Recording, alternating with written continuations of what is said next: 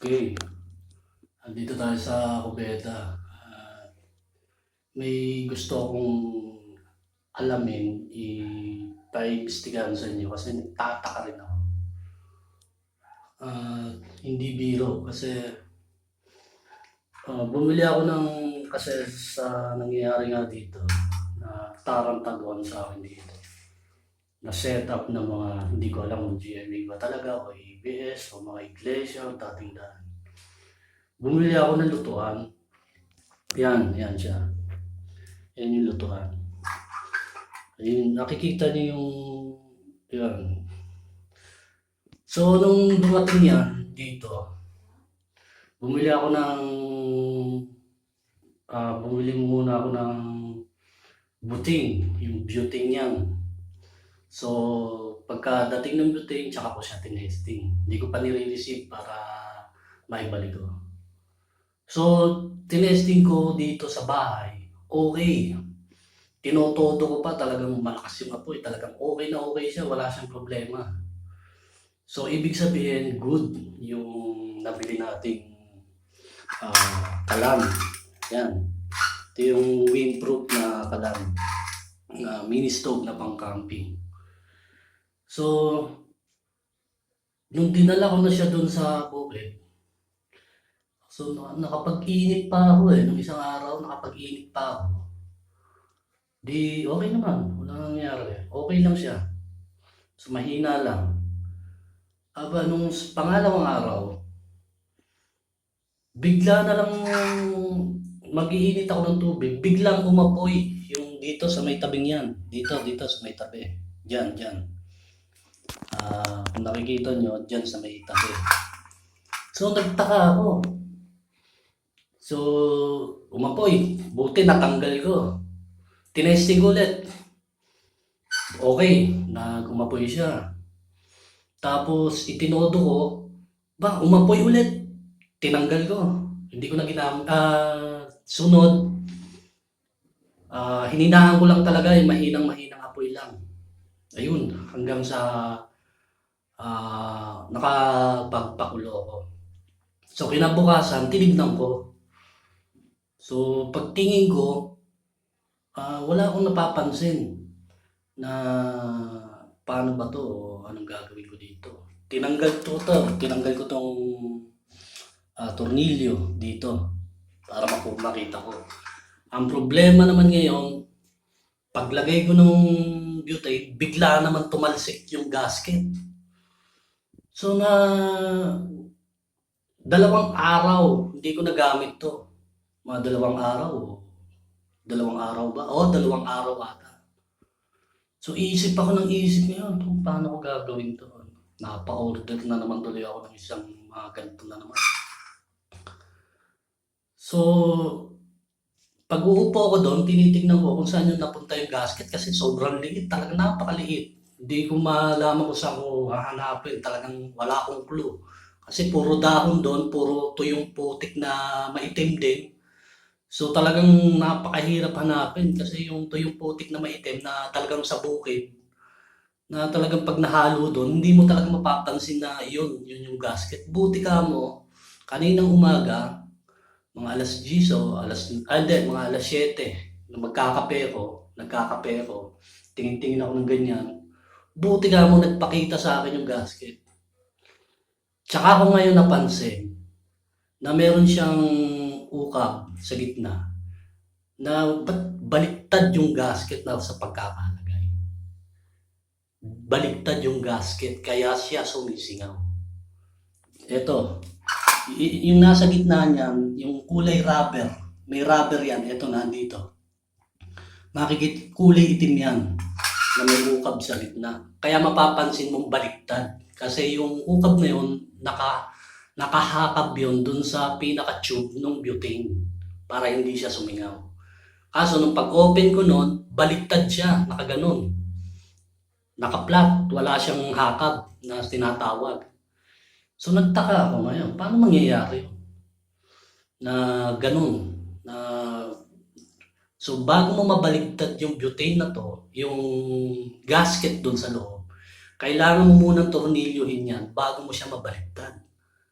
So, ibig sabihin, nung tinesting ko yan dito sa bahay, okay siya kasi tinotodo ko siya, walang singaw na nangyayari. Hindi siya sumisingaw. Ang lakas pa ng electric fan. Walang nangyayaring singaw. So, nung nandun na ako, ba't ganun? Ba't naging baliktad na yung gasket? Bigla na lang umaapoy. Kasi nga baliktad yung gasket. Kaya ako nalamang baliktad. Mahilig kasi akong mga likot na mga bagay na kahit hindi ko alam. Basta inaalam ko lang, logic lang sa akin kung paano ko gagawin yun. So, doon ako nagtataka ngayon. So, dito nag-aaway kami ng nanay ko. Sino gagalaw niya ako? Kasi alam ko talagang may gumalaw nito. Kung di may gumalaw nito, pinalitan to. Kaya mabilis na, hindi ko alam. Hindi ko alam ha. Kasi yung tinesting ko dito, okay na okay. Kahit na itodo ko yung lutuan ko, walang problema. Pagdating ko sa bukid, doon na nagka-problema. Muntik pang sumabog. Kasi talagang doon sa butane mismo, doon sa bote ng butane, doon mismo umaapoy. Ibig sabihin, na baliktad na yung gasket pagdating ko doon. Nakapagpakulo pa nga ako ng tubig, kaso mahinang apoy lang. Pero nung itinodo ko, doon na nangyari. Doon na nangyari yung singaw. So dito, tinotodo ko siya, okay na okay, walang singaw na nangyayari. Pero nung doon ako sa bukid, paano nangyari yun? Paano naging baliktad yung gasket na yun? So ang tansya ko, kahit sinong investigador, may nakialam o pinalitan tong lutuan ko dito. May nakialam o may nagpalit ng lutuan ko. Kasi kung nandun ako, bantay sarado ko namang, hindi naman ako lumalayo dun sa pwesto ko sa bukid. Hindi naman ako umaalis dun. So tinitignan ko ganyan lagi dun sa dun. Wala naman lumalapit, wala naman. Okay naman, ako lang naman mag-isa dun. Paano nangyari yun? Paano nagkabaliktad yung gasket? Di ba? Nakapagtaka, di ba? Kasi kung sasabog yan ako, medyo malakas-lakas ang sabog niya. Kundi lang basta sabog yan, kung malapit-lapit ka lang yan, baka yung buong damit mo magkaapoy. So, naririnig ko dito sa labas si Michael. Ang naririnig ko lang dito sa labas. Paano mangyayari si Michael? Hindi naman pumapasok yan dito. Hindi naman sila nakakapasok dito. Kasi kami-kami lang nandito sa loob. So, wala akong clue kung sinong gumalaw ditong lutuan ko. Kasi talagang 90% kung mag-iimbestigahan ko kung sinong gumalaw o nagpalit nito o sino man nagpalit ng gasket ko o sino nagpalit ng lutuan ko, sigurado may nakialam dito. Hindi ko alam kung dito o sa bukid. Kung sa bukid naman, bantay sarado ko naman doon. Hindi naman sino makakalapit sa akin doon. Kasi nababantayan ko. Ewan ko lang kung dito kasi lagi akong maalis dito. Minsan may bibili na ako sa tindahan. Hindi ko alam. So, kayo nang bahala. Pinaalam ko lang to sa inyo. Ito yung sinasabi ko sa inyo na noon-noon pa na